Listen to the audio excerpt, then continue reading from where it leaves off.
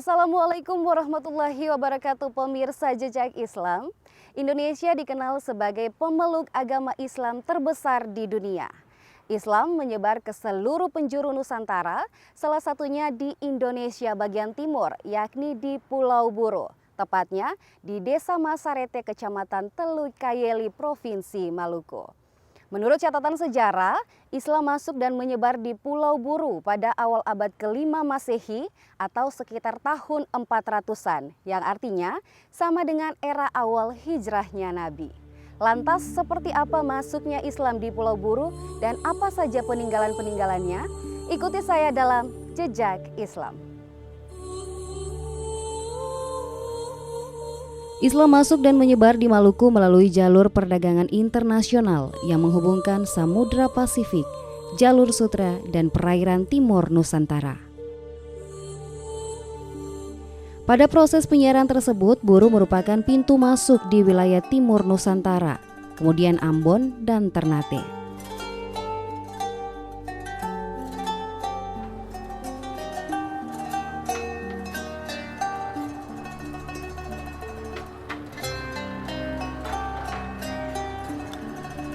Pemirsa Jejak Islam, pasar ini menjadi bukti bahwasannya penyebaran agama Islam yang terjadi beratus-ratus tahun yang lalu terjadi melalui jalur perdagangan.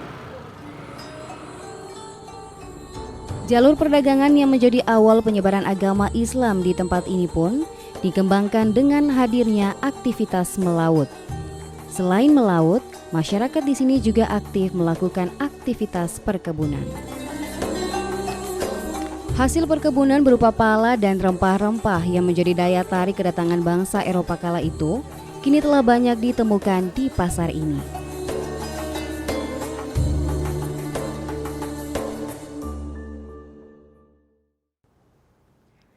Nah, pemirsa Jejak Islam, saat ini saya sedang berada di Dermaga Feri Desa Masarete. Dulunya, tempat ini dinamakan sebagai Bandar Niaga Fuji Malaka, di mana tempat ini dijadikan sebagai pelabuhan tempat berlabuhnya kapal-kapal perdagangan dari Cina, Persia, dan juga Arab. Nah, tempat ini juga yang menjadi tempat yang mengawali perjalanan panjang penyebaran Islam di Desa Masarete pasca masuknya bangsa Portugis dan juga Belanda.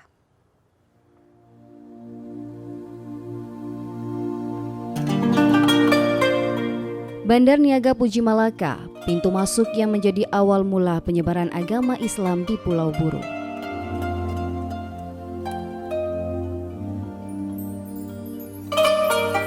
Masarete, sebuah desa kecil terpencil yang terletak di Pulau Buru, menjadi tempat persinggahan bangsa Eropa sekitar tahun 1656 silam.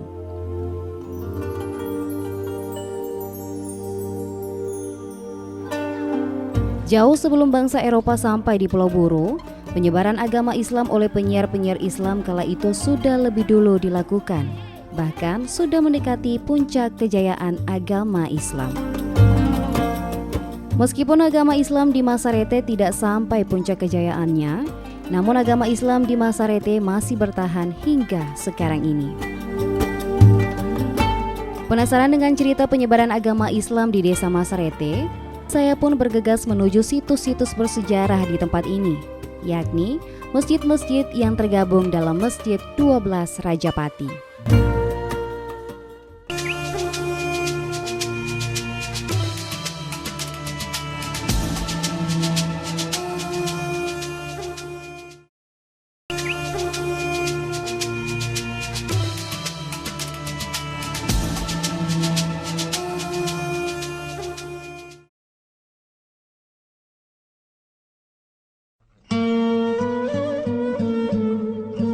Yang pertama saya kunjungi adalah Masjid Hukumina yang merupakan masjid ke-6 dari 12 masjid Rajapati.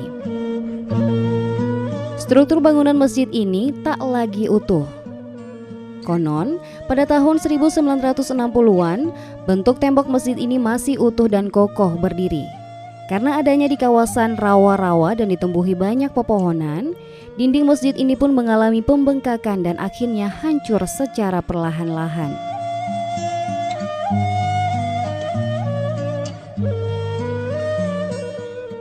Bangunan masjid ini secara tidak langsung juga merepresentasikan 9 masjid lainnya yang tergabung dalam 12 masjid Rajapati yang bangunannya sudah tak lagi utuh.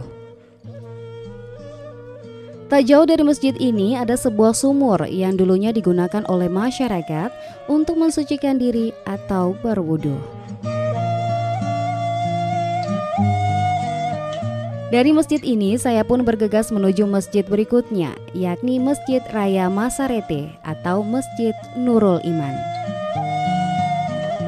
Masjid ini dibangun pada tahun 1930 dengan struktur bangunan terbuat dari kayu. Sampai sekarang ini Masjid Masarete sudah mengalami 2 kali pemugaran. Meskipun bangunan yang sekarang terbilang masih baru, namun penuh dengan sejarah karena peninggalan dari masjid lama dibawa ke masjid ini.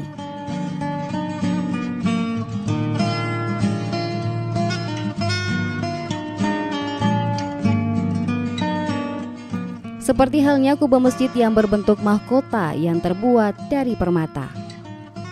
Permata pada mahkota tersebut menggambarkan kejayaan kepemimpinan Masarete. Dan sebagai pengingat bahwa Allah Subhanahu wa Ta'ala adalah yang paling tinggi, maka mahkota itu pun dipasangkan di kubah masjid. Mahkota masjid Nurul Iman Masarete, negeri Masarete ini satu melambangkan di atas itu ada 17 rakaat sesuai dengan hukum Islam, 17 rakaat. Kedua, ada 6 tangkai, itu melambangkan Masarete ini punya wilayah raja 6. Yaitu masing-masing seperti desa Masarete, Pualumata, Lumaiti, Hukumina, Fogi, dan Burulat. Selain mahkota permata, hal yang juga dibawa dari masjid lama adalah mimbar masjid dan juga bentuk 4 tombak atau panji yang diikatkan bendera putih yang menggambarkan 4 sahabat Nabi. Bendera putih pada mimbar ini menggambarkan kemurnian, keberanian, dan kegigihan melawan penjajah dalam mempertahankan agama Islam di Masarete, serta menggambarkan bahwa agama dan adat berjalan beriringan. Kalau melihat dari sejarah masjid ini dulu pernah pugar dengan bentuk bunga labu. Tapi karena semua orang itu semua macam adat saya mau, pada saat itu bocor. Jadi bentuk ini ya, bentuk seperti masjid Demak begitu. Jadi dia ada masjid ini harus mau begitu. Dia semua mau tukar-tukar mode begitu. Kalau masalah pugar baru atau perombakan ini nanti bisa jadi satu musibah. Terutama kalau langgar dari ketumpung datuk-datuk pun peninggalan. Jadi bisa jadi musibah per ketung anak cucu di sini. Untuk menghindari musibah, maka warna cat merah putih pada masjid ini pun tidak pernah diganti dengan warna lainnya.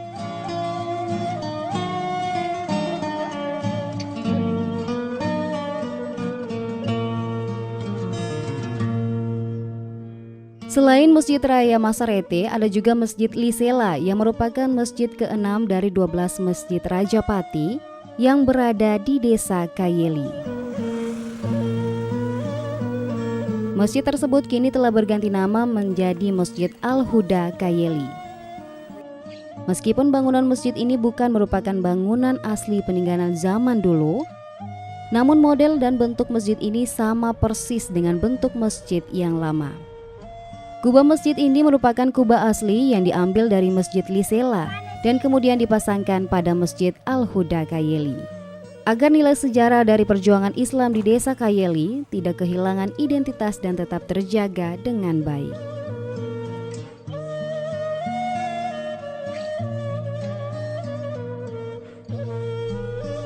Tidak jauh dari sini ada sebuah tempat yang diberi nama Kampung Cina. Dinamakan Kampung Cina karena dulunya tempat ini adalah tempat tinggal orang-orang Cina yang masuk, menetap dan melakukan aktivitas perdagangan. Namun sayang, sekarang tempat ini sudah tak lagi banyak dihuni, hanya tersisa 1 rumah saja. Dari tempat ini saya pun langsung mengunjungi makam penyiar-penyiar Islam yang berjuang mempertahankan dan mensyiarkan agama Islam di kala itu. Makam Tuan Habib Ali Zainal, salah satu makam penyair Islam yang letak makamnya berada di pemukiman warga desa Masarete. Tidak jauh dari makam Tuan Habib, terdapat makam bersejarah lainnya, yakni makam Raja Masarete, Datuk Ibrahim Waikabu, yang juga sering dipanggil dengan sebutan Latupati Pulau Buru.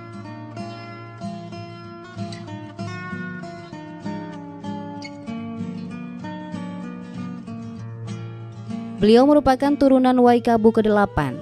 Waikabu sendiri merupakan marga yang memiliki kedudukan sebagai raja. Makam Datuk Ibrahim Waikabu ini disandingkan berdampingan dengan makam dari pengawal setianya di kala itu. Tak jauh dari makam beliau juga terdapat makam murid-murid beliau. Mendengar kegigihan penyiar Islam untuk mempertahankan Islam agar tetap hidup di desa Masarete, saya pun penasaran dengan perkembangan Islam di desa ini. Saya pun memutuskan melanjutkan perjalanan saya ke dua TPQ yang ada di desa ini, yakni TPQ Nur Boyratan dan TPQ Al-Ikhlas. Tempat di mana anak-anak kecil di desa Masarete mempelajari dan membaca ayat-ayat suci Al-Quran.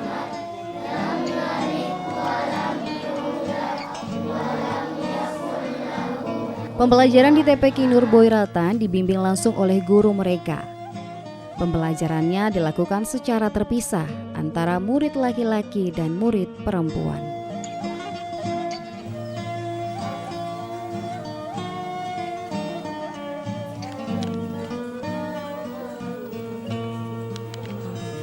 Sementara di TPQ Al-Ikhlas juga dibimbing oleh guru mereka.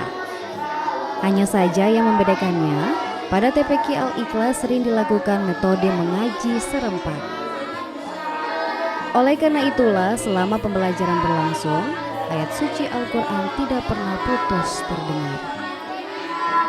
Sungguh pembuktian yang nyata bahwa Islam telah dimenangkan di desa ini.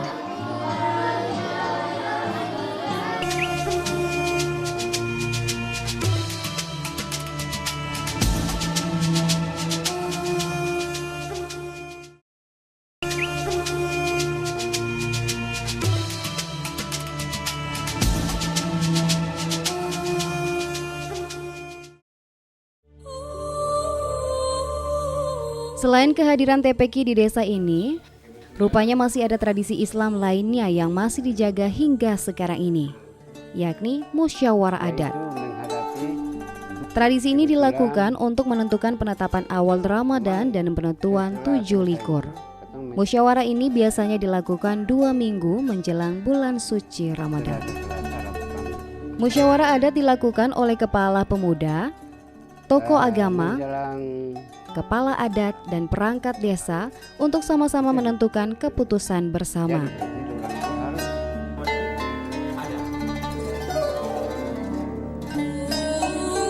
Yang pertama-tama tradisi yang pertahankan sampai hari ini dari sisi adat dengan zikir turunan. Kemudian pekerjaan seperti satu Muharram. Pekerjaan satu Muharram itu di malam 7 likur atau malam Lailatul Qadar.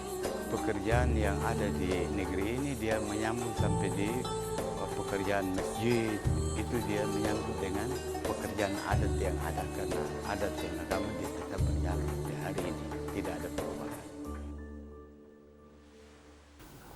Ya Allah, Ya Allah. Selain musyawarah adat, ada satu tradisi Islam yang juga masih dipegang teguh sampai saat ini. Akhir Muhammad,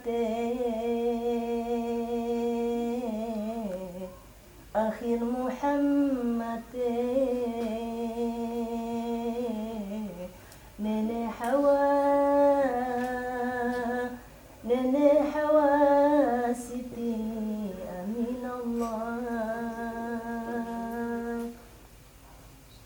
Ya Allah.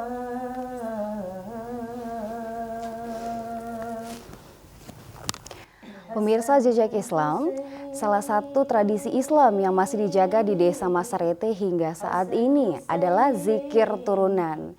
Nah, saat ini sedang berlangsung di tengah-tengah saya adalah zikir turunan yang dilakukan oleh ibu-ibu yang ada di Desa Masarete. Yang unik dari zikir turunan ini sendiri adalah syair-syair yang dilantunkan di dalam zikir turunan adalah syair-syair yang tidak akan ditemukan di dalam Maulid Nabi. Lantas, seperti apa zikir turunan itu? Langsung aja kita simak zikir turunan yang sedang berlangsung oleh ibu-ibu yang ada di Desa Masarete.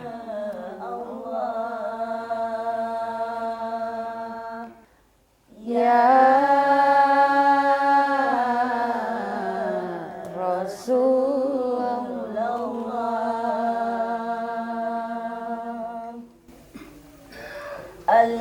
Al-Hasan Al-Hasan Summa Al-Husaini Al-Hasan Summa Al-Husaini Ibnu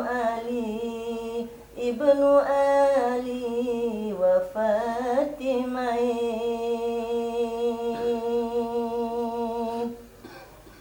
La ilaha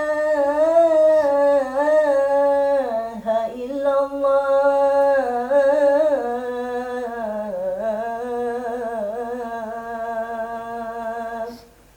Muhammadur Rasulullah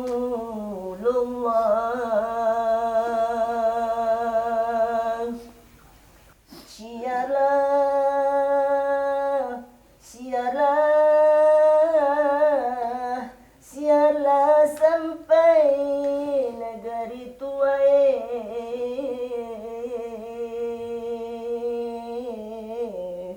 tanda permata.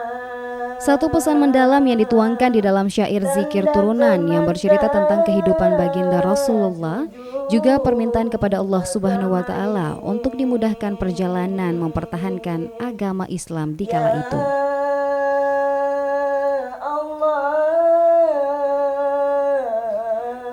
Di akhir zikir ini dilantunkan, suasananya pun larut penuh tangis dan jeritan histeris ibu-ibu di Desa Masarete.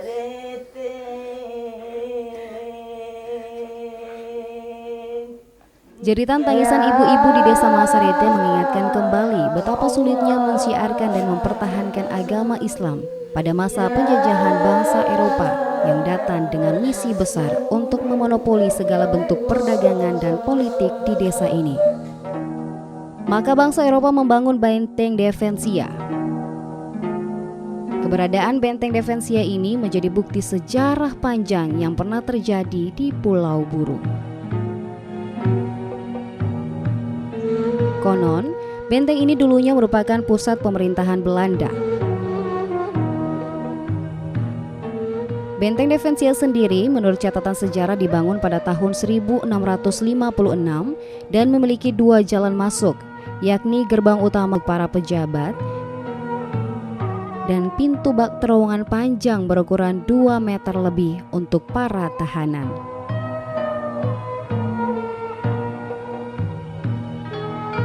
Benteng ini juga menjadi awal perpecahan kehancuran peradaban agama Islam di Pulau Buru, khususnya di Desa Masarete, karena tujuan besar kedatangan bangsa Eropa adalah membawa misi 3G.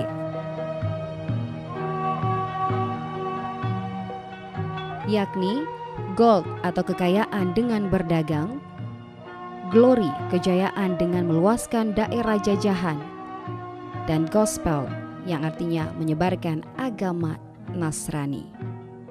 Oleh karena itulah peradaban Islam yang sudah berjaya di Desa Masarete saat itu pun mengalami perubahan masa suram yang cukup panjang.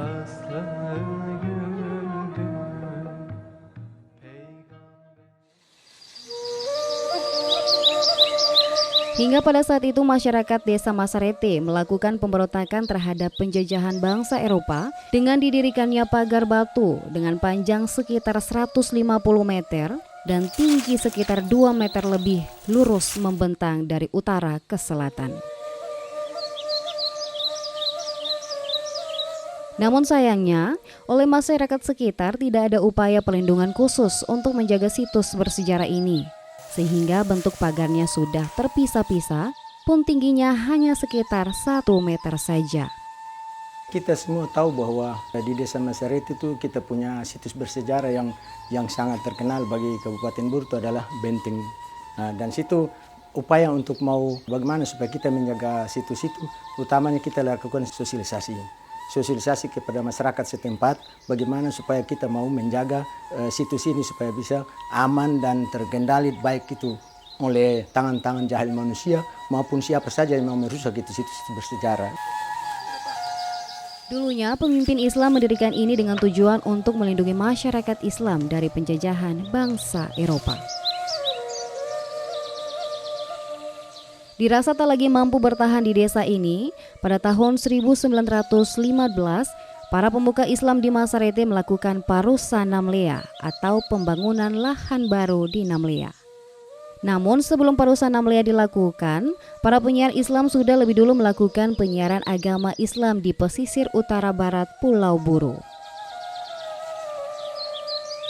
Sehingga dengan adanya Parusa Namlea pada tahun 1915, perkembangan Islam di Namlea berkembang dengan sangat pesat.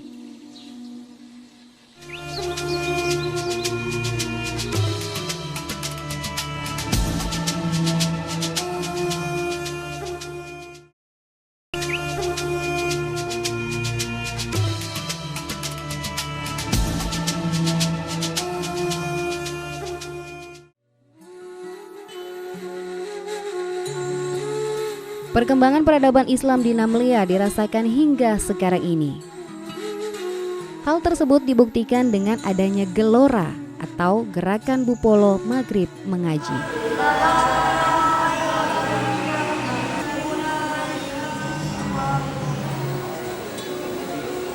Tak jarang pada pelaksanaan gelora, pada setiap hari Jumat dilakukan zikir gabungan untuk melantunkan sholawat dengan diiringi dengan alat musik rebana dan rincis.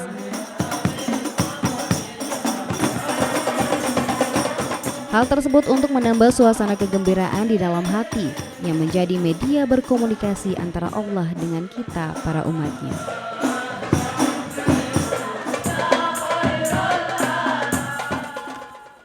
Pemirsa Jejak Islam, demikianlah perjalanan saya menelusuri penyebaran agama Islam di Pulau Buru. Semoga agama Islam terus berjaya sampai selama-lamanya. Amin amin ya rabbal alamin. Akhir kata saya Andi Nurlela mewakili seluruh kerabat kerja yang bertugas mengucapkan terima kasih atas kebersamaan Anda. Sampai jumpa dalam Jejak Islam berikutnya. Wassalamualaikum warahmatullahi wabarakatuh.